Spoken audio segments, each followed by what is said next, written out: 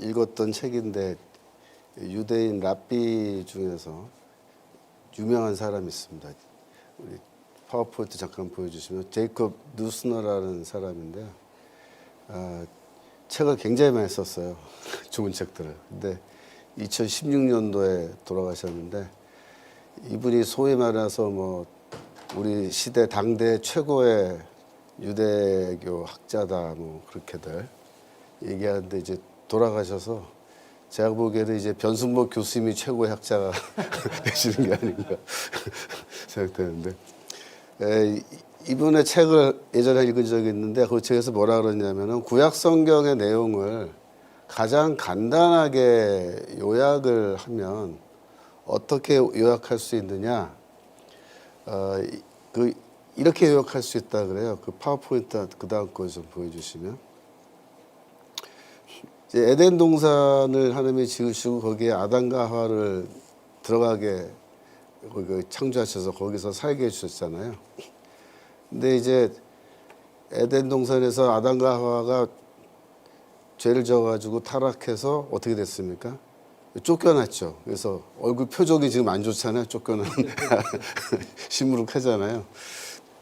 그러면 요 다음 그거 보여주시면 그러면 이제 쫓겨난 아담과 하와에게 구원은 뭐겠느냐? 그럼 바로 에덴 동산으로 다시 돌아가는 거다. 이 이야기가 사실은 구약 성경 전체를 다 요약한 거란 거예요. 이게 다란 거예요. 근데 왜 그러냐면은 그 이후에 나오는 그 이스라엘 역사가 요거랑 똑같이 돼 있다는 거예요. 한번 보시면 출애굽해서 하나님이 가나안 땅에 이스라엘 백성을 들어가게 하셔서 거기서 살게 하셨잖아요. 이게 에덴 동산에 아담과 하와를 살게 해준 거랑 똑같은 거예요. 근데 거기 들어갔는데 이제 어떻게 됩니까? 뭐 우상 숭배하고 뭐 난리 치잖아요. 그래갖고 어떻게 돼요? 하나님이 심판해서 가나안 땅에서 쫓겨나죠. 그죠? 표정이 안 좋잖아요, 지금. 그래서 바벨론의 포로로 끌려가고 이렇게 다 되는 거란 말이에요. 그러면 바벨론의 포로로 끌려간 이 이스라엘 백성들, 그 다음 거 보여주세요. 그 사람들에게 구원은 뭐겠어요? 다시 가나안으로 돌아오는 거예요. 그래서 하나님이 이렇게 뭘 만들어 주시고 그 안에서 이렇게 넣어서 여기서 잘 살아라 이렇게 했는데 그 말 안 듣고 뭐 까불고 죄짓고 그러다가 이제 쫓겨났다가 그죠? 그러면 다시 돌아오는 게 이제 구원인 셈이잖아요. 그러니까 이게 이스라엘의 역사인데 이게 아담 하와 이야기 아까 그거랑 똑같더라는 거예요. 근데 여기에서 우리가 하나 더 기억을 해야 될 게 이집트에 갔다 온 것도 사실상 요 그림하고 똑같다는 거예요. 한번 보세요. 그 다음 거요.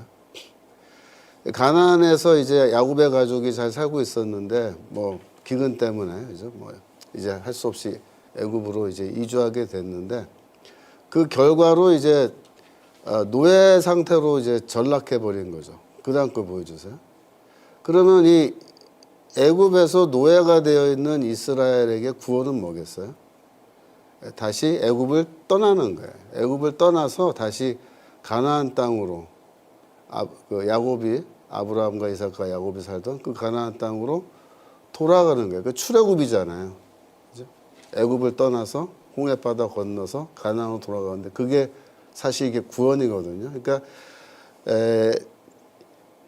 에덴 동산에서 쫓겨난 아담과 하와가 다시 에덴으로 돌아가는 거. 가나안 땅에서 그죠? 쫓겨난 이스라엘이 돌아가는 것. 그것과 상당히 유사한 게 이제 이집트로 이주해 간 이스라엘 백성이 거기서 노예 상태가 됐다가 다시 출애굽해서 가나안으로 돌아오는 것. 이 그림이 사실 다 같은 그림이고 이 그림이 요 한 장이 구약 성경 전체를 다 요약한 거다. 이렇게 이제 누스너라는 학자가 책에서 얘기를 했는데 저는 그 부분을 읽고 굉장히 좀 감명을 많이 받았어요. 정말 그렇구나. 그런데 중요한 건 뭐냐면 이 구약 성경에 보시면 특별히 이제 예언서 쪽으로 가면은 예언서에서 뭐라고 얘기하냐면 미래에 하나님이 메시아를 보내주시고 그 메시아를 통해서 우리를 구원해 주실 건데 그 메시아를 통해서 미래에 하나님이 주시는 구원을 뭐라고 얘기하냐면요. 두 가지로 얘기하는 거예요. 첫 번째 뭐냐면 출애굽해서 다시 가나안 땅으로 돌아오는 거. 두 번째 뭐냐면 바벨론 포로 상태에서 풀려나서 다시 가나안 땅으로 고향으로 귀환하는 것. 그래서 구약 성경에서 특별히 예언서에서 출애굽 이미지, 두 번째로 포로 귀환 이미지, 이 두 가지가 미래의 메시아, 즉 예수 그리스도를 통해서 우리에게 주시는 하나님의 구원을 설명하는 굉장히 중요한 두 가지 이미지, 그림이라는 거예요. 그래서 그거를 이렇게 구약에서 그 출애굽 이미지와 또 바벨론 포로 귀환 이에 관련된 성경 구절을 읽을 때 이거는 구체적으로 뭘 말한 거냐? 미래에 그리스도를 통해서 우리에게 주시는 구원을 이스라엘의 역사, 그죠? 출애굽과 바벨론 포로 귀환이라는 역사를 하나의 비유로 사용하면서 우리에게 그렇게 설명해 주고 있는 거예요. 그래서 이게 왜 출애굽 이미지가 왜 중요하냐 성경에서 이게 곧 신약 성경의 내용과 직결되기 때문에 그렇습니다. 우리가 정말로 그런지 한번 살펴볼 텐데 성경 구절 보겠습니다. 이사야서 11장 10절 그날에 이새의 뿌리에서 한 싹이 나서 만민의 기후로 설 것이요. 그래서 한 싹, 이게 싹이 바로 메시아를 나타낸 거거든요. 다윗. 그 다음에 11절 보시면 그날에 주께서 다시 손을 펴사 그 남은 백성을 아수르와 애굽과 바두로스와 구스와 엘람과 시나가 하맛과 바다 섬들에서 돌아오게 하실 것이다. 이렇게 말하죠. 12절 여호와께서 열방하여 기후를 세우시고 이스라엘의 쫓긴 자를 모으시며 땅 사방에서 유다의 이산한 자, 그러니까 흩어져 있는 자들을 모으시리니, 그죠? 16절로 내려가 주세요. 네. 그의 남아있는 백성을 위하여 아수르로부터 돌아오는 대로가 있게 하시되 이스라엘이 애굽 땅에서 나오던 날과 같게 하시리라. 그래서 메시아에 대한 예언을 지금 우리에게 주시는 건데 이 메시아가 와서 어떤 일을 할 거냐? 흩어져 있는 쫓겨갔던 주의 백성들을 다시 모아서 고국 땅으로 가나안 땅으로 돌아오게 하시는 그런 일을 하실 거라는 거예요. 물론 그때 가나안 땅은 지금 팔레스타인이나 이스라엘에는 그 땅을 말한 게 아니에요. 이건 하나님의 나라를 말한 거죠. 이제 이사야서 35장 8절. 이사야서 35장 8절. 거기 대로가 있어 그 길을 거룩한 길이라 일컫는 바 되리니 깨끗이 못한 자는 지나지 못하겠고 오직 구속함을 입은 자들을 위하여 있게 된 것이라. 우매한 행위는 그 길을 범하지 못할 것이며 다니지 못할 것이며 그 다음 9절 거기는 사자가 없고 사나운 짐승이 그리로 올라가지 아니하므로, 그죠? 그것을 만나지 못하겠고 오직 구속함을 얻은 자만 그리로 향할 것이며. 그래서 구원받은 자들이 다시 어떻게 돌아온다는 거예요. 하나님이 준비하신 그 길 통해서. 그래서 10절에도 보면은 여호와의 속량함을 얻은 자들이 돌아오되 이렇게 돼 있죠. 그래서 이 돌아온다라는 거는 다시 고향으로 가나안 땅으로 돌아오는 건데 어디서 돌아오는 거냐? 포로 되었던 바빌론, 노예로 살던 애굽 땅에서 포로와 노예 상태에서 벗어나서 이제 자유인이 되어서 돌아온다라는 그런 의미입니다. 이사야서 43장 7절. 이사야 43장. 무릇 내 이름으로 일컫는 자, 곧 내가 내 영광을 위하여 창조한 자를 오게 하라. 그들을 내가 지었고 만들었느니라. 그래서 그 8절, 눈이 있어도 소경이요 귀가 있어도 귀머거리인 백성을 이끌어내라. 이끌어내. 애굽에서 모세가 백성을, 그죠? 이스라엘 백성을 이끌어내는데 하나님이 지으신 주의 백성이기 때문에 그들을 이끌어낸다. 이렇게 말하는 거예요. 예레미야서 23장 3절. 예레미야서 23장 3절. 내가 양무리의 남은 자를 그 몰려갔던 모든 지방에서 모아 내어 다시 그 우리로 돌아오게 하리니. 우리로 돌아오게 하는데요. 어딥니까? 가나안 땅, 고향을 말하는 거예요. 예. 그래서 그들의 생육이 번성할 것이며 5절로 내려갑니다. 나 여호와가 말하노라 보라 때가 이르니 내가 다윗에게 한 의로운 가지를 일으킬 것이다. 이때 가지라는 이 표현도 이게 메시아를 나타내요. 그가 왕이 되어 지혜롭게 행사하며 그렇죠? 세상에서 공평과 정의를 행할 것이며 그 다음에 7절로 내려가 주세요.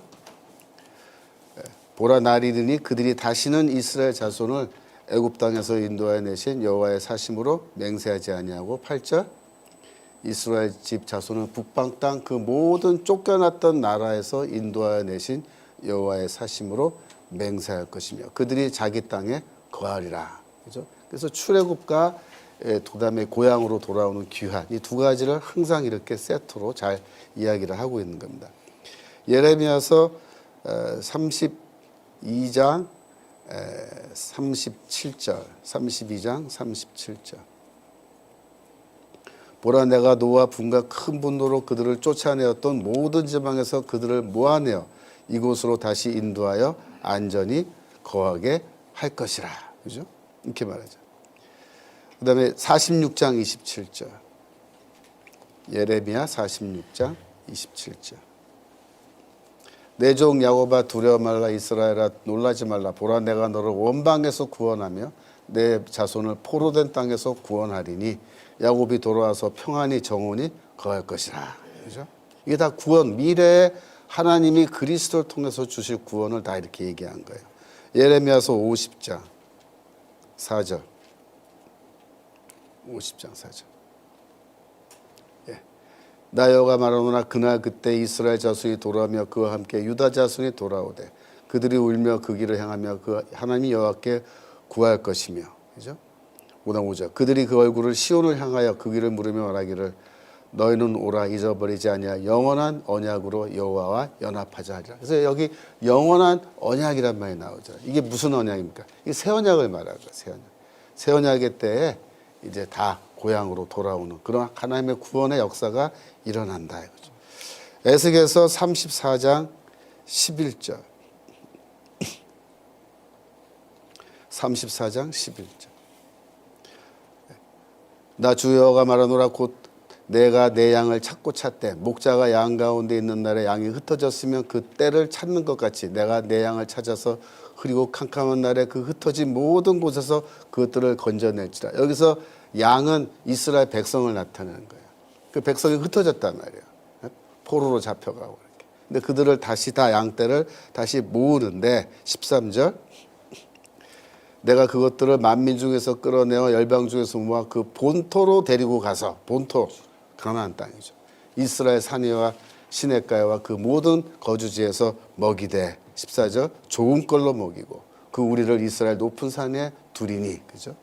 이게 다 미래의 구원을 말하는 거예요. 37장 에스겔서 37장 24절 내 조상 다윗이 그들의 왕이 되리니 그들에게 다 한 목자가 있을 것이라. 그들이 내 규례를 준행하고 내 율을 지켜 행하며 25절 내가 내 종 야곱에게 준 땅 곧 그 열조가 거하던 땅에 그들이 거하되 그죠? 그들과 그 자손이 영원히 거기 거할 것이요 내 종 다윗이 영원히 그 왕이 되리라. 그 다음에 26절 그들과 화평의 언약을 세워서 영원한 언약이 되게 하고. 이게 뭡니까? 이게 다 새 언약의 때에 예수 그리스도를 통해서 이루어질 것을 이렇게 고향 땅으로 돌아오는 거예요. 고향 땅으로 돌아오는 거예요. 출애굽 혹은 바빌론 포로에서 돌아오는 거예요. 호세아서 10장 호세아서 1장 11절 호세아서 1장 11절 이에 유다 자손과 이스라엘 자손이 함께 모여 한 두목을 세우고 두목은 머리란 뜻인데 왕이죠. 왕을 세우고 그 땅에서부터 올라오리니 그 땅에서 올라온다. 이 표현이 중요해요. 이게 뭐냐면 애굽에서 올라오는 출애굽을 말하는 거예요. 이게 출애굽. 그죠?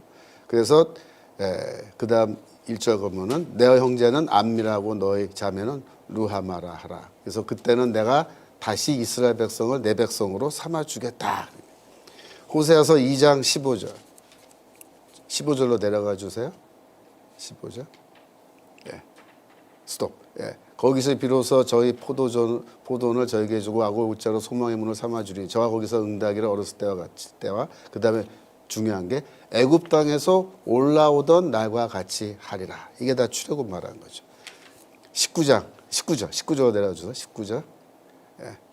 내가 내게 장가들어 영원히 살되. 그래서 하나님이 다시 이스라엘의 남편이 되어 주신다. 언제? 애굽에서 올라오는 날, 출애굽하는 날. 예수가 자기 자신을 신랑이라고 말하잖아요. 그게 왜냐하면 이 하나님이 다시 남편 되시 주심을 우리에게 가르쳐 주는 거죠. 호세아서 3장 5절. 호세아 3장 5절. 예.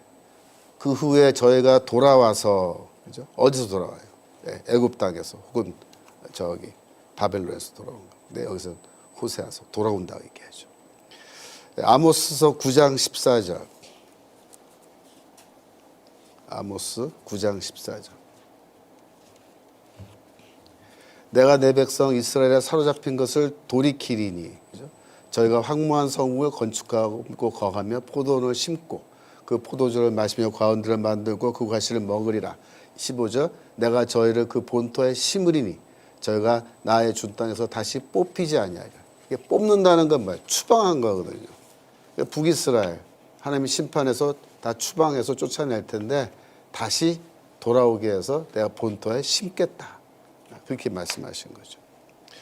미가서 4장 6절. 여호와께서 말씀하실 때 그날에는 내가 전원 자를 모으며 쫓겨난 자와 내가 환난 받게 한 자를 모아. 7절. 그 전원 자로 남은 백성이 되게 하고 멀리 쫓겨났던 자로 강한 나라가 되게 하고. 그죠? 나 여호와가 시온산에서 이제부터 영원까지 그들을 치리하리라. 그래서 이렇게 예언서들은 계속해서 돌아온다는 말을 한 거예요. 포로에서 돌아온다. 출애굽해서 돌아온다. 미가서 4장 10절 아래도 있는데, 예, 10절 잠깐 내려가 주세요. 예, 거기 보면 바벨론까지 이르러 거기서 구원을 얻으니 여호와께서 거기서 너를 너의 원수들의 손에서 속량하여 내시리라. 이렇게 말씀하죠. 미가서 5장 3절. 미가서 5장 3절. 이것도 메시아에 대한 예언인데, 예. 그 후에는 그 형제 남은 자가 이스라엘 자손에게로 돌아오리니. 4절. 예. 그가 여호와의 능력과 하나님이 여호와 이름에 이유하며 의지하고 서서 그 때에게 먹여 그들로 안연히 거하게 할 것이라. 그죠? 편안하게 거기서 살게 된다. 돌아와서. 그래서 이렇게 많은 구절들, 구약 성경의 많은 구절들이 전부 다 출애굽과 포로 귀환에서 대해서 얘기하는 건데 이게 다 미래에 관해서 얘기해요. 미래에 그리스도를 통해서 우리에게 주시는 구원. 그죠? 그런데 이러한 출애굽 이미지와 포로 귀환 이미지 이런 게 사실 신약 성경에 다 많이 나오는데 오늘은 이제 서론이니까 맛보기로 뭘 보냐면 이제 마태복음 보시는데요. 마태복음 2장에 이 출애굽과 포로 귀환 이미지가 한꺼번에 나옵니다. 마태복음 2장 15절. 헤롯이 죽기까지 거기 있었으니 이는 주께서 선지자로 말씀하신 바 애굽에서 내 아들을 불렀다함을 이루려 하심이라. 요게 호세아서 11장 1절을 인용해 놓은 거예요. 근데 호세아서 11장 1절에서 내 아들을 이집트에서 불러냈다. 이 말은 뭐예요? 출애굽 말한 거거든요. 근데 마태는 뭐라고 얘기하냐면 아기 예수가 헤롯을 피해서 이집트로 갔다가 이제 돌아오게 되는데 그거를 뭐와 연결시키냐면은 출애굽과 연결시키는 거예요. 이게 무슨 말이냐면 예수 그리스도를 통해서 구약 성경에 예언되어 있는 출애굽의 기적, 출애굽의 구원의 역사가 예수를 통해서 이루어진다라는 것을 마태가 아예 초반부에서 이렇게 선언하는 거예요. 이게. 그 다음에 마태복음 2장 16절로 일단 가시면요. 여기서 헤롯이 베들레헴 지경에 있는 사내 아이들 죽인 이야기 나오잖아요. 근데 이제 17절로 가면은 이에 선지자 예레미야로 말씀하신 바 18절 라마에서 슬퍼하며 크게 통곡하는 소리가 들리니 라헬이 그 자식을 위하여 애곡하는 것이라. 그가 자식이 없으므로 위로받기를 거절하였다 함이 이루어졌느니라. 그래서 왜 이 예레미야, 이게 예레미야서에 나오는 구절인데 왜 이 구절을 마태가 여기다가 인용해 놓고 베들레헴에서 사내 아이들 죽은 거랑 연결시키는지 그거를 여러분이 잘 이해하셔야 돼요. 이게 조금 목사님들도 이거 해석이 굉장히 헷갈리고 어려운 대목인데 이게 예레미야서 31장 15절 이 인용입니다. 예레미야서로 가주세요. 예레미야서 31장 15절. 예레미야서 31장 15절. 보세요.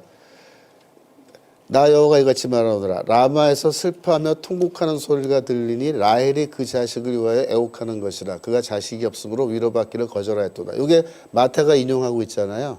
근데 이게 왜 중요한 구절이냐면 그다음 16절 17절 보세요.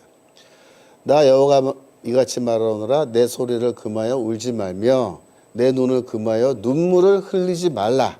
내 일에 갚음을 받을 것인즉 그들이 그 대적의 땅에서 돌아오리라. 이렇게 말. 포로에서 돌아온다. 그래서 그 앞에 15절에 왜 우는다고 얘기하냐면 이스라엘 백성들이 바벨론으로 포로로 잡혀가는 것을 보고 이 라헬이 우는 걸로 그렇게 그들의 저기 징조 할머니죠. 그 할머니가 우는 걸로 그렇게 얘기를 하는 거예요. 17절도 읽어보세요. 나 여호와가 말하노라 너의 최후에 소망이 있을 것이라 너의 자녀가 자기들의 경내로 돌아오리라 이렇게 말이죠. 그래서 요 구절이 뭘 말한 거냐면은 슬퍼 울지만 결국은 다시 바벨론에서 포로에서 풀려나서 고향으로 귀환하게 될 거다라는 거를 말하는 구절인 거예요. 그래서 마태는 이 구절을 어디다 연결시키냐면은 베들레헴에서 사내 아이들이 죽은 거에다가 연결시킴으로써 지금은 그 애들이 죽어서 슬피 울지만 걱정하지 마라. 너무 슬퍼하지 마라. 왜? 이 예수 그리스도를 통해서 구약 성경에 예언되어 있는 바빌론 포로에서 돌아오게 된다는 그 미래의 구원이 실현될 거다라고 그렇게 선언하는 거예요.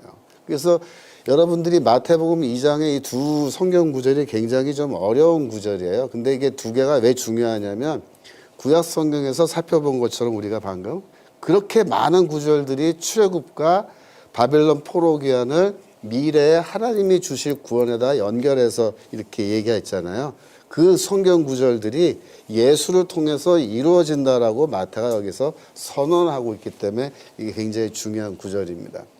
시간이 많이 가서 제가 잠깐 두 가지만 더 말씀드리는데 뭐냐면은 마태복음 4장에 보시면은 예수가 광야에서 40일간 금식한 얘기가 나오잖아요. 그 40일이 왜 40일이냐면 이스라엘이 광야에서 보낸 40년을 말하는 거예요. 그래서 그 40년의 광야 생활을 예수가 40일 동안 금식한 것과 연결시키는 건데 그것도 뭐냐면 예수를 통해서 이 광야의 경험, 정광훈 목사님께서 말씀하시는 그 광야의 경험이 예수를 통해서 이게 또 다 이루어지는 거다. 이렇게 얘기한 거고요. 마태복음 3장에 보면은 요단강에서 세례 받으신 거 나오잖아요. 그건 뭐냐면 이스라엘 백성이 요단을 건너서 가나안 땅으로 들어오는 진군에 들어오는 걸 얘기하는 건데 이 세례 받은 것도 그것과 관련이 있습니다. 제가 그거는 다음 주에 더 자세하게 좀 설명을 드릴 텐데 중요한 건 뭐냐면은 이렇게 이와 같이 신약 성경은 출애굽 이미지를 바벨론 포로 이미지와 연결하면서 신약 성경까지 신약 성경의 예수 그리스도의 구원으로 연결시키고 있다는 거예요. 그래서 정광 목사님께서 이 출애굽기의 그 출애굽 이미지를 예수 그리스도를 통해서 우리에게 주시는 구원에다 연결하는 거는 여러분들이 그거를 단순한 타이폴로지로 이해하시면 안 돼요. 이게 비유적인 설명으로. 왜냐하면 성경 자체가 그렇게 이야기하고 있기 때문에 굉장히 정확하게 전 목사님이 성경을 구약과 신약을 연결해서 설명을 하는 거라고 그렇게 볼 수 있습니다. 여기까지 하겠습니다. 네, 감사합니다. 김초롱 교수님께서 개요격의 이제 말씀에 대해서 애굽, 광야, 가나안